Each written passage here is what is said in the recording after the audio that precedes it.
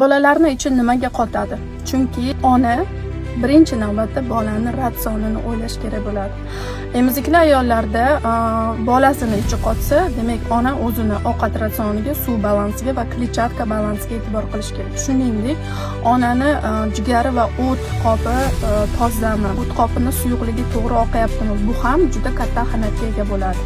Ikkilamchi bu bola agar quruq smeslarda bo'lsa, ya'ni qo'shimcha oziqada bo'lsa, искусственный bola bo'lsa, demak albatta bu ham sabab, chunki ye добавкаlar, красителlar, konservantlar va hokazolar o'sha smesni tarkibida bor. U 100% onani sutini analog'i emas. Va har qanday qo'shimchalar nosozligida organizm spazm yaratadi va noorganik narsalar albatta yig'malarga hosil bo'ladi, organizmda hazm jarayoniga to'sqinlik qiladi. Har qanday vaziyatda ham bolani emizyapsizmi yoki quruq smeslar bilan kattartiryapsizmi, ovqatidan oldin suv berishni biz yo'lga qo'yishimiz kerak.